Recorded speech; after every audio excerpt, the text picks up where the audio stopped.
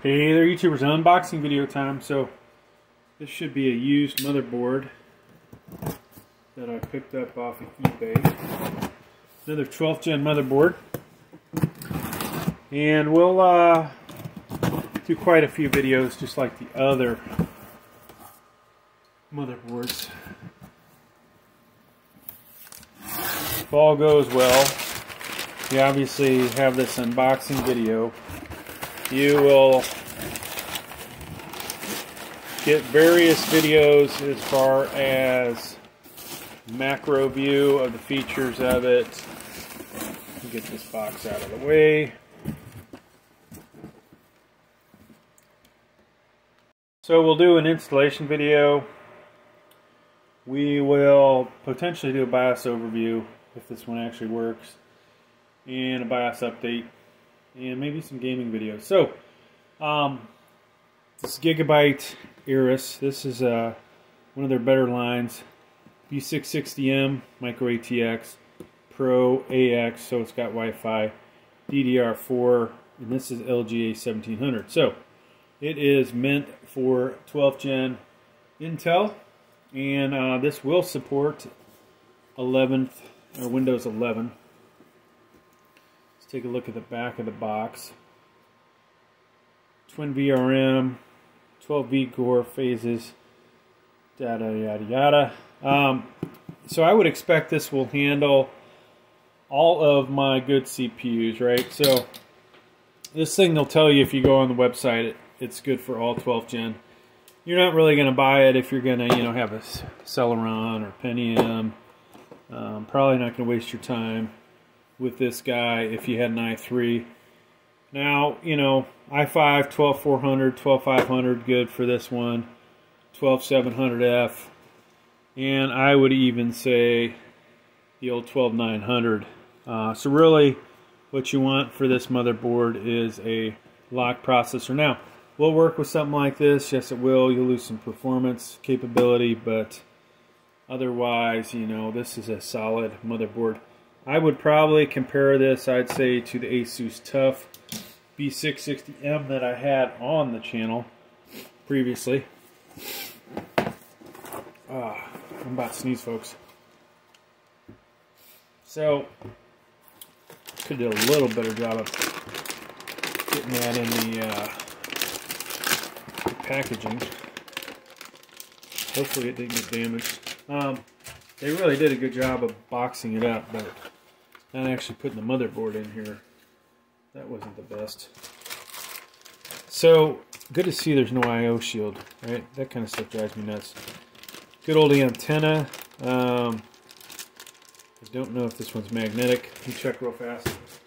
Yes, this is magnetic. So, this is a good deal. SATA cables, don't really need those.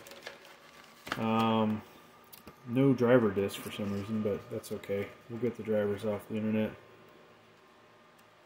Kind of funny, these guys have one of the smallest books. It starts, thin. It's bigger though, right? You can see that. It's almost the size of the box, where a lot of the other ones barely read the print.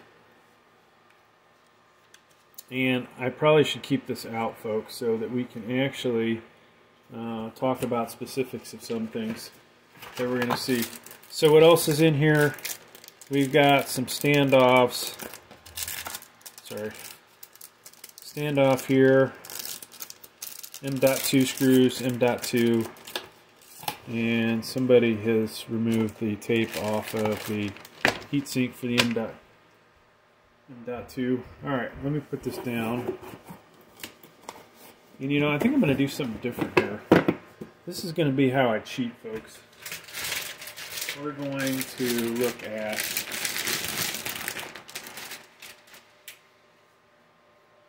some stuff. Alright. Let's line that up good. This has to be about the 12th or 13th 12th gen motherboard I bought.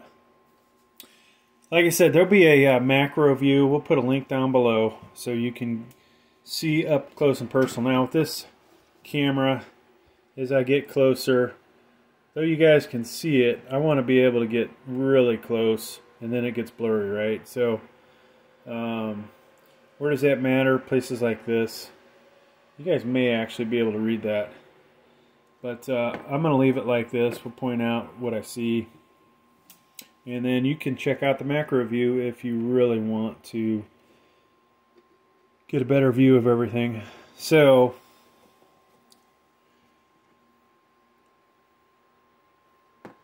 alright, what do I see first? Well, we know this motherboard is DDR4. That is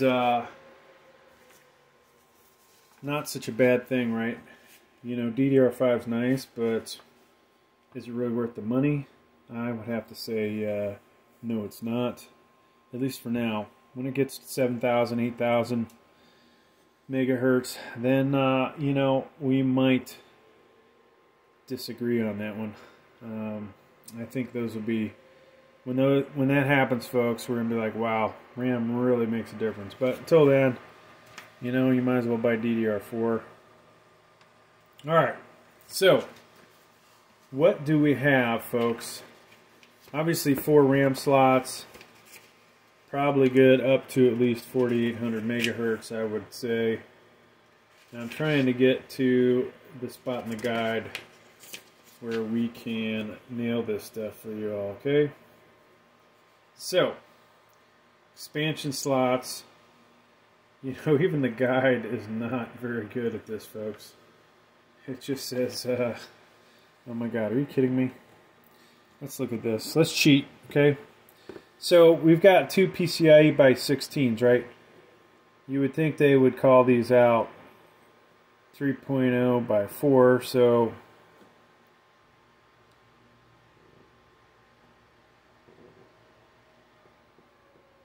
interesting. There we go. You've got 1 PCIe 4.0 by 16. That's this guy. So that means most likely this is a 3.0. Alright. I don't know why it doesn't say 3.0 by 16, but that's another story. Now, while we're looking at it, what are our M2s? We've got 2 M.2s, but it doesn't bother to tell you on the back anywhere. Why would you, you know, if you were in a store looking to buy this, they did a lousy job of telling you what's inside, right?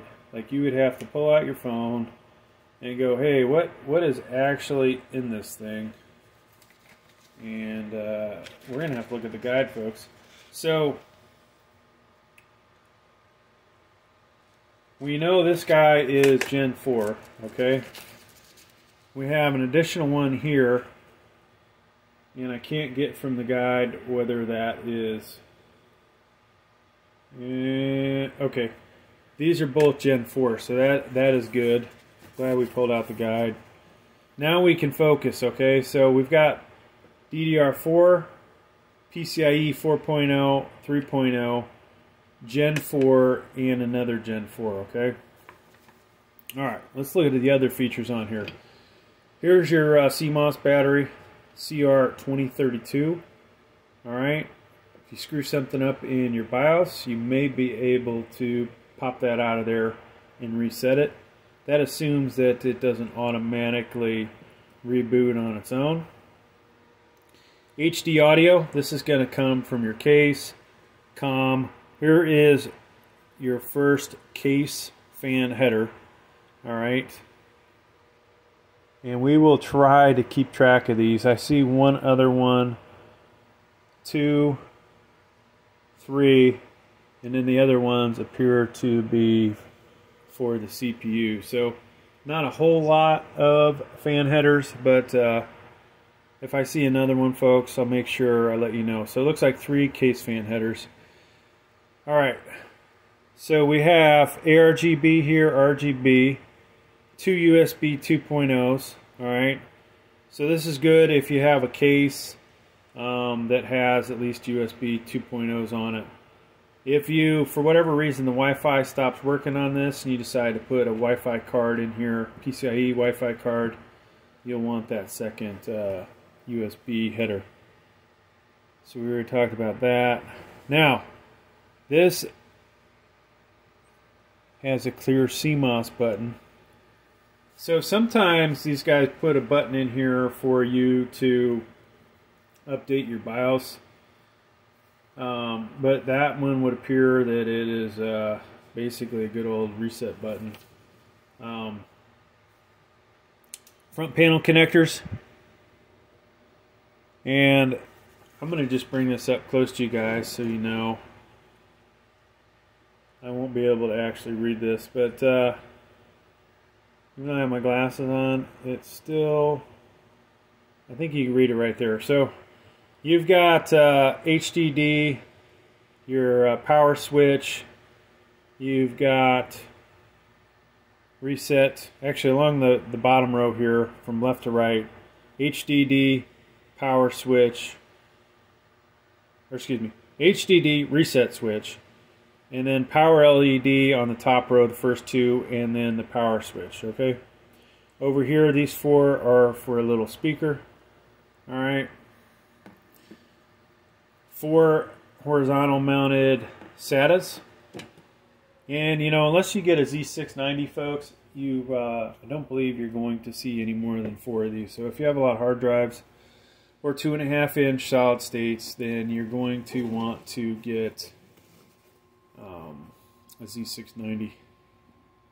USB 3.0. So this motherboard only has one of those. Now, if you decide to pair this with a case that has 4 USB 3.0s, this header probably only going to support 2. I don't believe there is a splitter.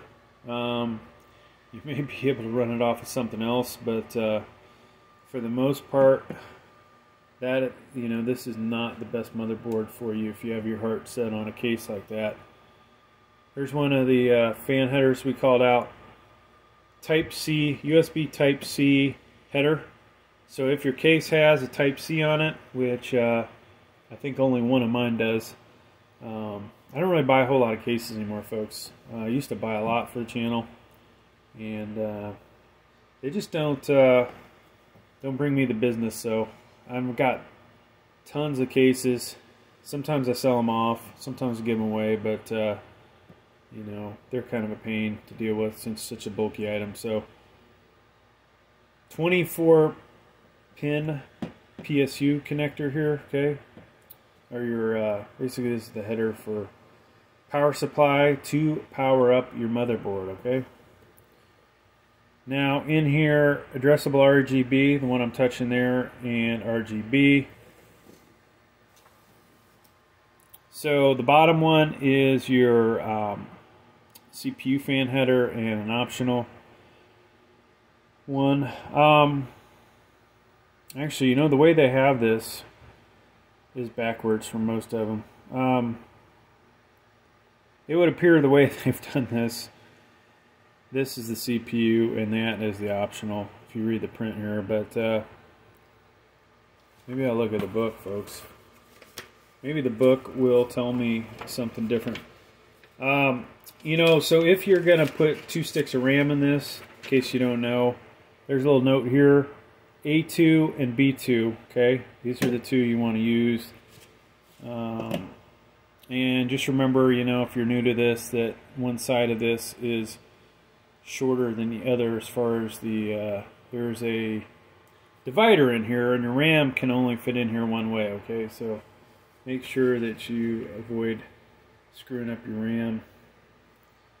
So it is as shown, folks. In this one, CPU optional is the dark gray, and the CPU fan is the light gray. All right, 1x8 and a 1x4 CPU power connectors. Okay, so this is really a good motherboard, folks, for the i7 12700 12700F or the i9 12900 12900F. You may also get a little bit more out of one of the unlocked CPUs in here versus putting it in a motherboard that only has a 1x8. But a lot of times, folks, it doesn't really make that much of a difference. Depends on the CPU. Down in here, folks, another case fan header, okay? So this will support 12th and 13th gen, just so you know. Now let's take a look here. This is a really nice motherboard for a lot of reasons, okay? Lots of USBs here. It's kind of ridiculous how many USBs there are, but 4 USB 2.0s.